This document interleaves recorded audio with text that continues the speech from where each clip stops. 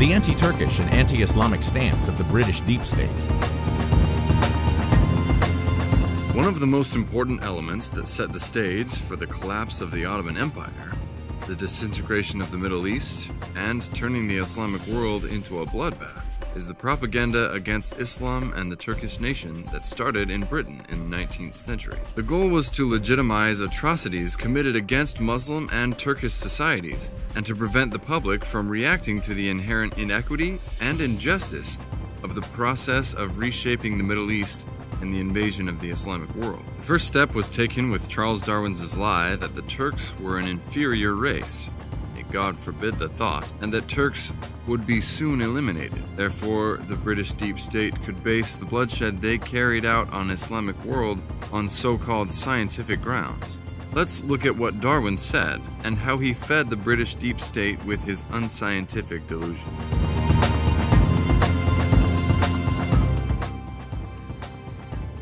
I could show fighting in natural selection having done and doing more for the progress of civilization than you seem inclined to admit.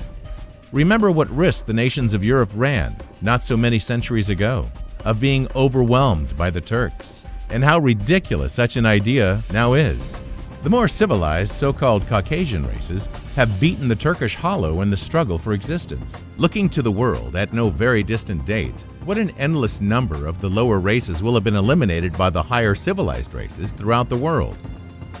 Following Darwin's so-called scientific observation, the leading British politicians and writers of the time repeatedly made anti-Turkish statements, rejecting their anti-Turkish and anti-Islamic attitude as a scientific stance. For instance, just like Darwin, the period's British Foreign Secretary George William Frederick Villiers defined the Turkish race as one that could never be civilized. According to the delusions of Villiers, Turks should have been wiped off from the face of the earth. Also, William Ewart Gladstone, who served as the British Prime Minister from 1880 to 1885, uttered numerous insults against the Turkish nation, and in his book referred to Turks as an anti-human specimen of humanity.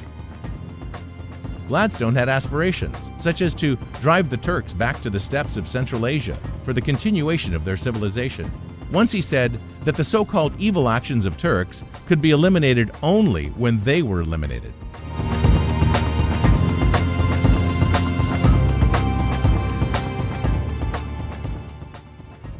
Gladstone's hostility is not only toward Turkish nations, but to all Muslims. For as long as there were followers of that accursed book, surely the Quran is above such remarks, Europe would have no peace, said Gladstone, publishing an anti-Turkish book titled Bulgarian Horrors in the Question of the East.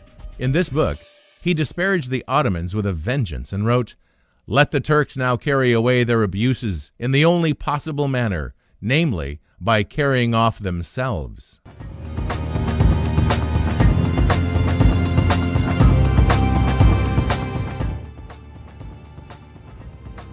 The then British Prime Minister, Lord Salisbury, wrote the following about the Turks in a confidential document of 1911. Even Mr. Buxton seems to recognize the absurdity of a nation in this state of barbarianism, claiming to be treated as a European state, and to abolish capitulations and so on.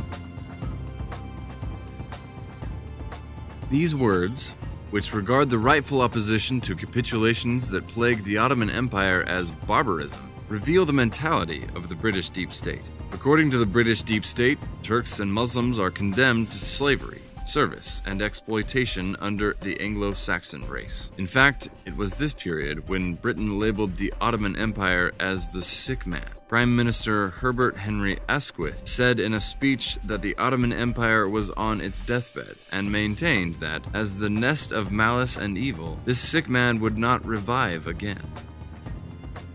Lord George, the British Prime Minister during the First World War, said that all Arabic-speaking lands should be taken away from the Ottomans and placed under mandate.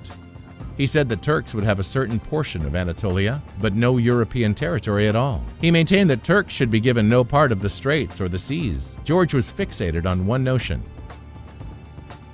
that Turks have stayed and caused troubles in Europe for centuries, and that Istanbul was not Turkish, it was Greek, and Turks had to be removed from there.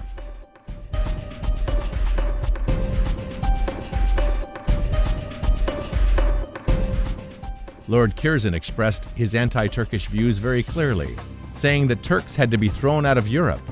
He called Turks a nest of pestilence, creators of wars, and blasphemy for its neighbors, and claimed that they had to be wiped off from Europe.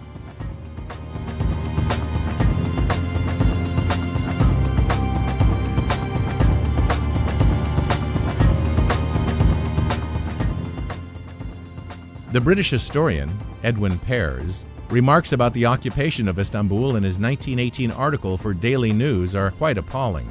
He wrote, "Well, it looks as if the Turk will be got rid of, and if it be so, there will be a song of triumph which should go up from every Christian race in the world, a Te Deum in which all lovers of civilization should take part."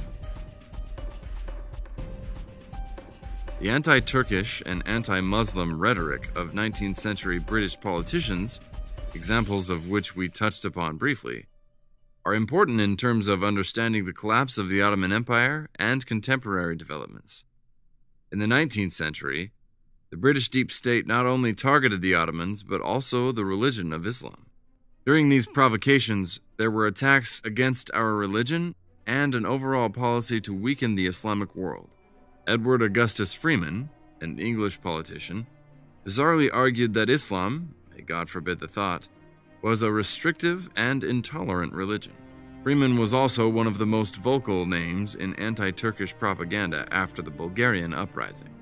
Winston Churchill, who served as Home Secretary, Minister of Munitions, Secretary of State for War, Chancellor of Exchequer, Minister of Defense, and finally Prime Minister of the United Kingdom, repeatedly used the most slanderous expressions about Islam and Muslims.